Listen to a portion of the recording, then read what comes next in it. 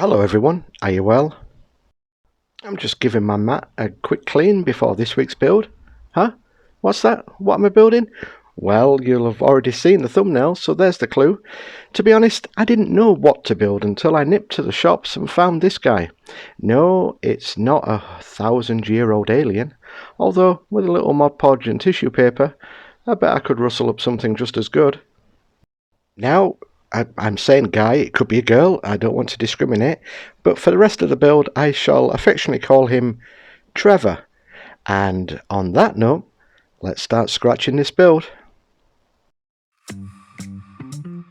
So I'm quickly just going to give Trevor a little short back and sides before moving on to breaking apart his body.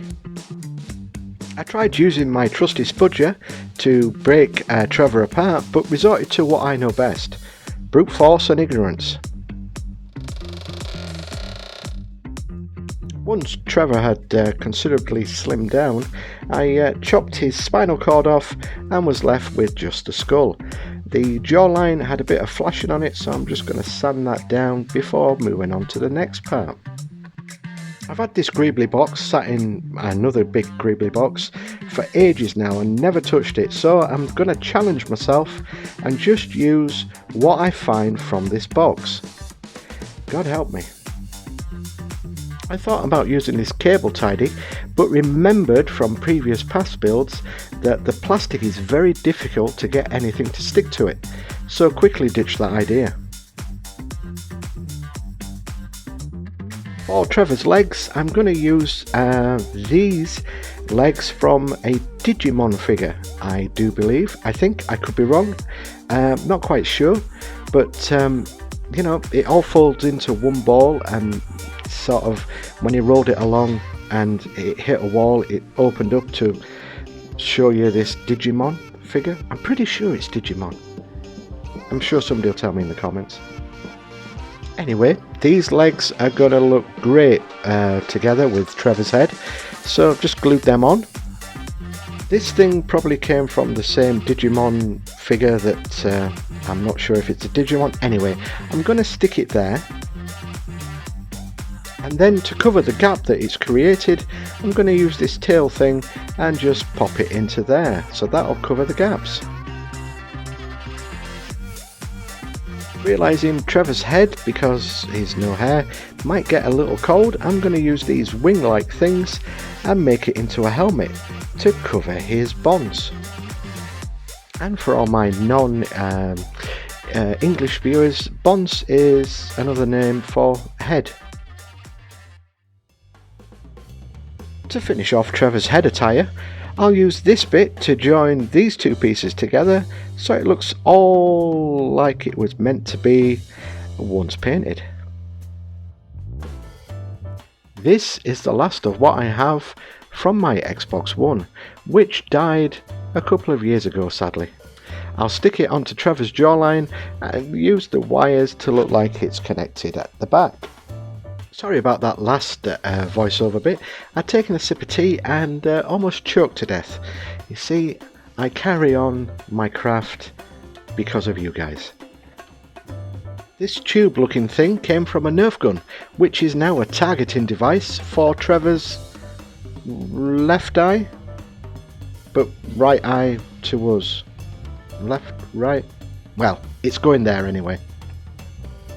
And today's code word is Ming.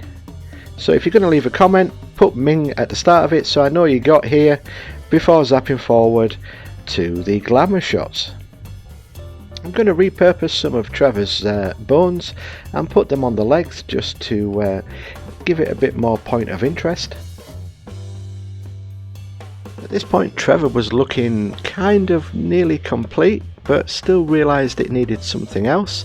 So these two doodads I'm going to stick either side of his jawline just to give it some more bulk and to sort of like continuation of the helmet.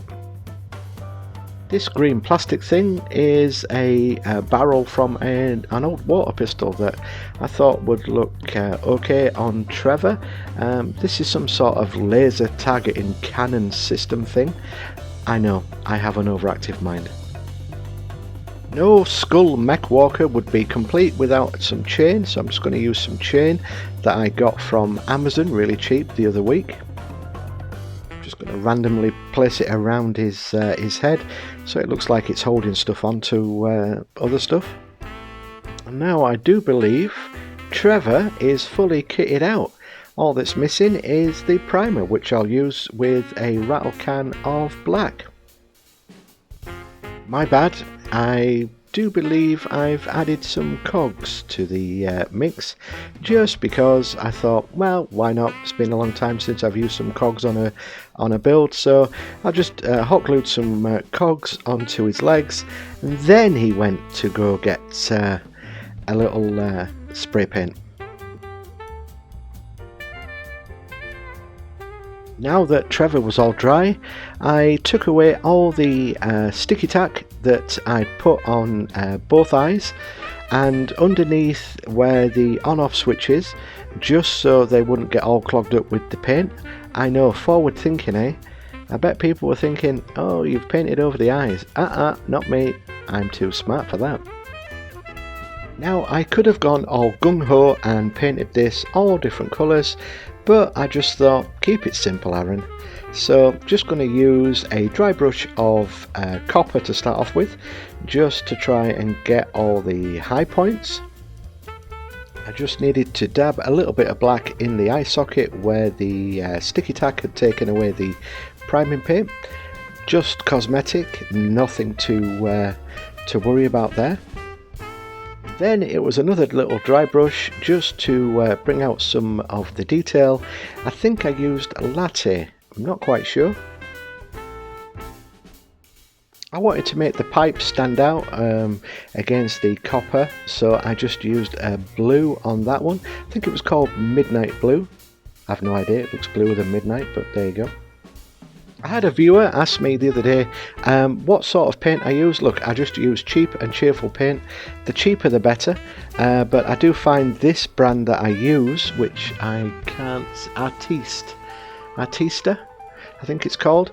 I use this brand because it gives me the best coverage, but you can get some really cheap and nasty paint that takes you about 10 coats just to get one nice coat.